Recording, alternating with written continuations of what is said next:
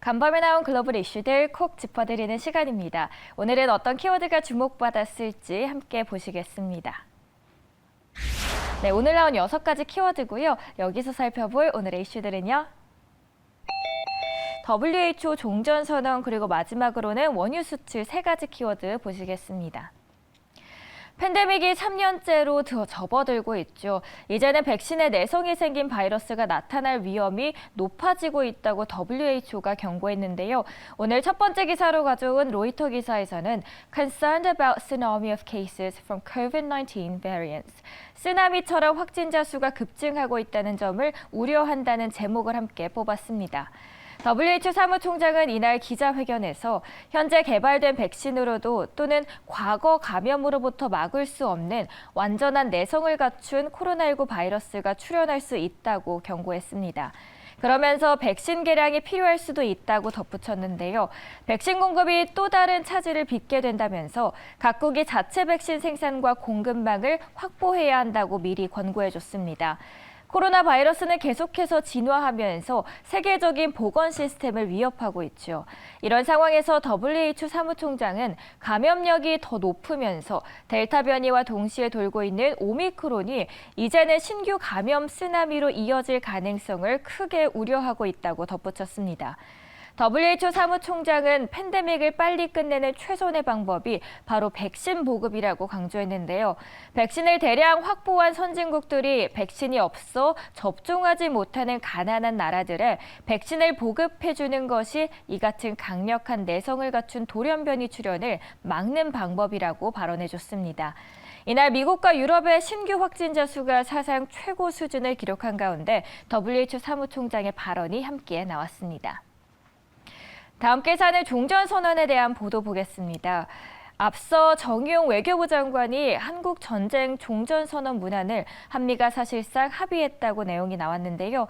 이에 대해 미국 국무부는 미국은 대북 대화에 전념하고 있다는 기존 입장을 전해줬습니다.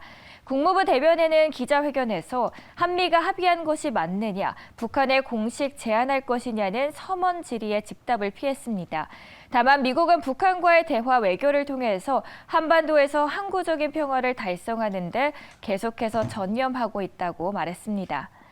한미가 종전선언 문안에 합의했다는 정 장관의 발언을 확인하진 않았지만 대북 대화 기조를 변함없이 이어간다는 조 바이든 행정부의 입장을 재차 반복한 것입니다. 정 장관은 29일이죠. 기자간담회에서 한미 간 이미 그 중요성에 대해서는 공감을 하고 있고 문안에 관해서도 이미 사실상 합의가 되어 있는 상태라고 말했죠. 이번 달 영국에서 열렸던 G7 회의에서 토니 블링컨 미 국무장관과 만나 이런 사실을 확인했다고 전했습니다. 정 장관은 또 내년 베이징 동계올림픽을 계기로 해서 남북중 정상회담 개최 가능성에 대해서도 언급했는데요. 현재로서는 그런 기대가 사실상 어려워지고 있는 게 아닌가 생각한다고 전했습니다.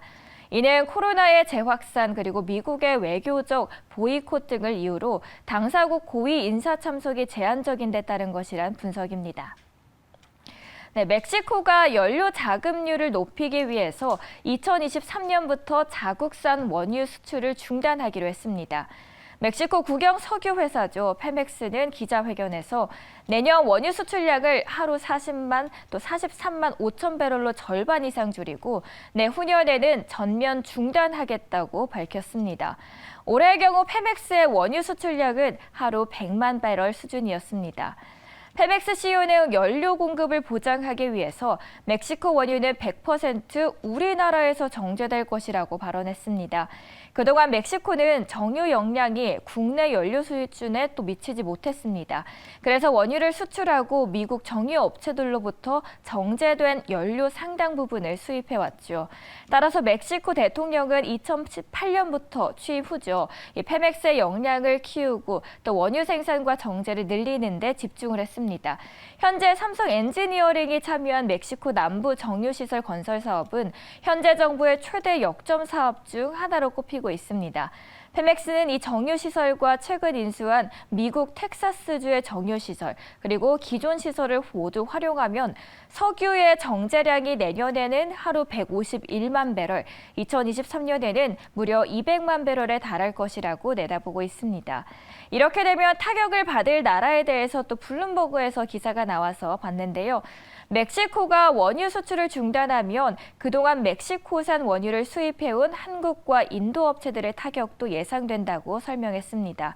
다만 그간의 투자 부족과 부실 관리로 인해서 페맥스의 정유 역량이 떨어진 현재 상황을 감안하게 된다면 자국산 원유 100% 정제라는 멕시코의 목표를 또 회의적으로 보는 시선도 있다고 전했습니다. 잠든 사이에 나온 따끈한 외신이었고요. 시장에 미치는 키워드 보셨습니다.